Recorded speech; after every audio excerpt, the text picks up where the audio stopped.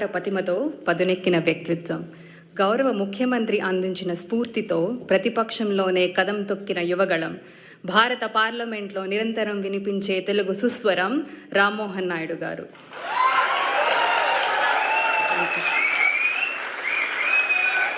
యువకత్వం, నవీనత్వం, మేధోపరత్వం కలగలిసిన జలపాతపు హోరు రామ్మోహన్ నాయుడు అనే పేరు. స్వచ్ఛమైన పరివర్తన తీరు, సహజ నాయకత్వ పటిమల మేలు కలయిక రామ్మోహన్ నాయుడు గారు. భారత పౌర విమానయాన శాఖ మంత్రులు శ్రీ రామ్మోహన్ నాయుడు గారిని తెలుగు వ్యాపారవేత్తలు, నవ యువ తెలుగు ఔత్సాహిక వ్యాపారవేత్తల కరతాళ ధ్వనుల మధ్య ప్రసంగానికి ఆహ్వానిస్తారు.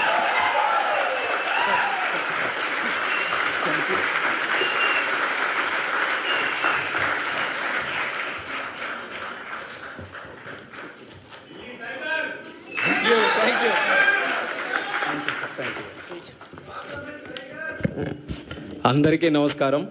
యూరోపియన్ తెలుగు డయాస్పోరా ప్రోగ్రాంకి ప్రతి ఒక్కరికి కూడా స్వాగతం.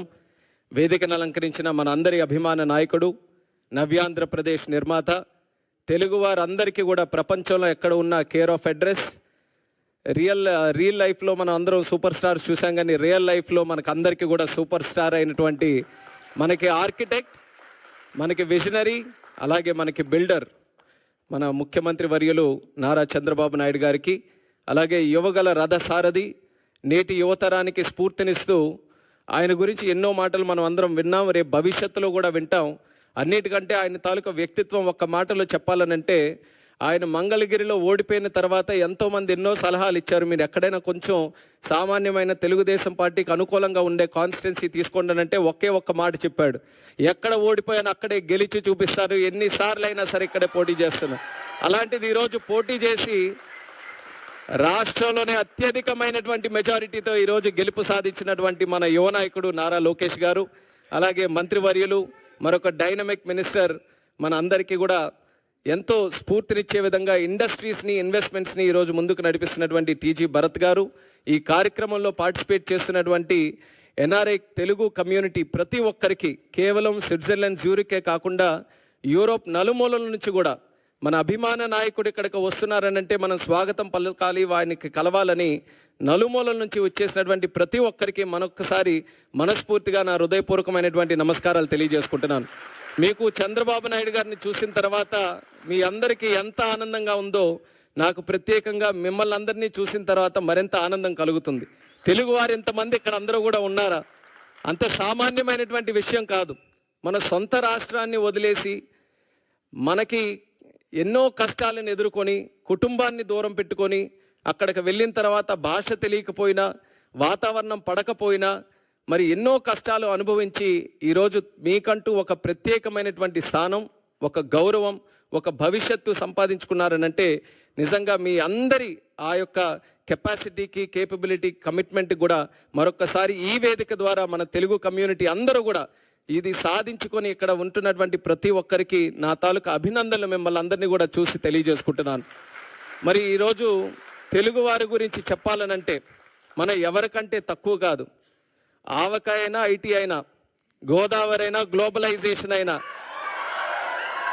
అలాగే గోంగూర అయినా, ఆంటర్ప్రినర్ అయినా తెలుగువారు సాధించలేనిది ఏది కూడా లేదు. అదే చంద్రబాబు నాయుడు గారు కూడా ఎప్పుడు కూడా మాట్లాడుతూ ఉంటారు. అది నిరూపించారు కూడా. ప్రపంచంలో ఎక్కడికి వెళ్ళినా సరే తెలుగువారు, భారతీయులు ఎలాగో కనబడతారో ఆ భారతీయుల్లో ఖచ్చితంగా తెలుగువారు ఉంటారు. ఎందుకనంటే వాళ్ళందరికీ కూడా కలుపుకొని వెళ్ళేటటువంటి తత్వం ఉంది, కష్టపడే తత్వం ఉంది, లాయల్టీ ఒకటి ఉంటుంది, అలాగే ఇన్నోవేటివ్నెస్, ఆంటర్ప్రినోరియల్ స్కిల్స్ అన్నీ కూడా ఉంటాయి. కాబట్టి ఎక్కడ ఏ ఛాలెంజ్ వచ్చినా సరే ఆ ఛాలెంజ్ని వెతుక్కుంటూ అది ఒక అవకాశంగా మార్చుకొని ముందుకు వచ్చేటటువంటిది మన తెలుగు కమ్యూనిటీ.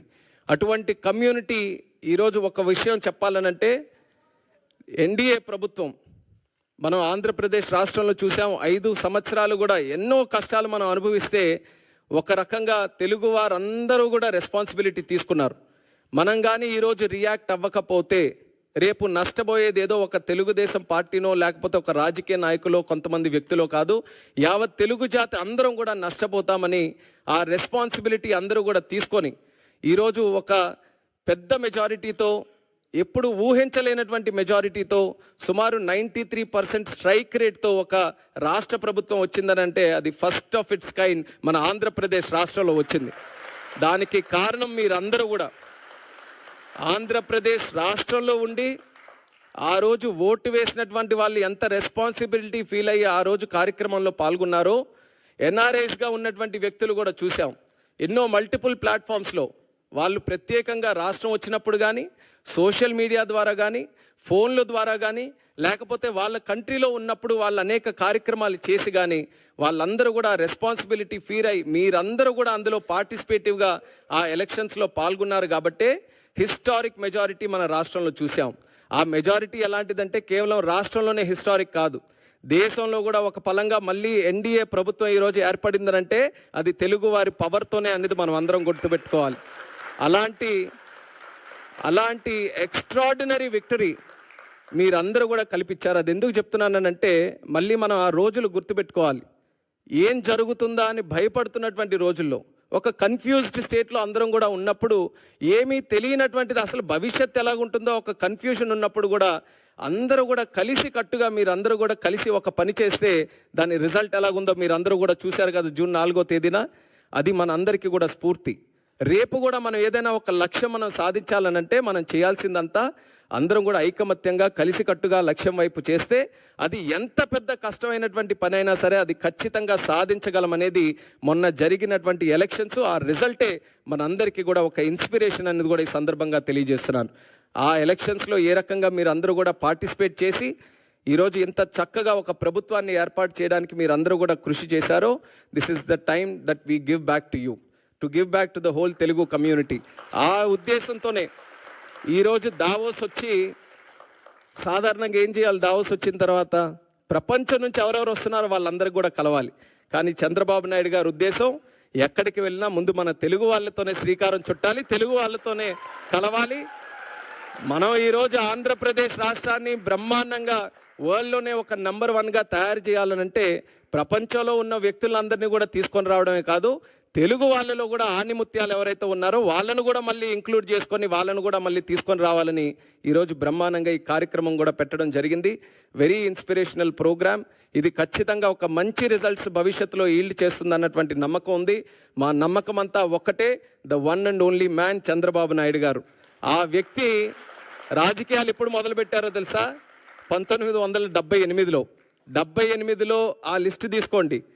దేశంలో ఎంతమంది ఎమ్మెల్యేలుగా మొదలయ్యారు, ఎంతమంది ఎంపీలుగా మొదలయ్యారు, ఆ లిస్టు తీసుకుంటే వేలాది మంది ఉంటే అందులో బహుశా 1-2 ఉంటారేమో. అందులో ఒకరు ఈరోజు చంద్రబాబు నాయుడు గారు.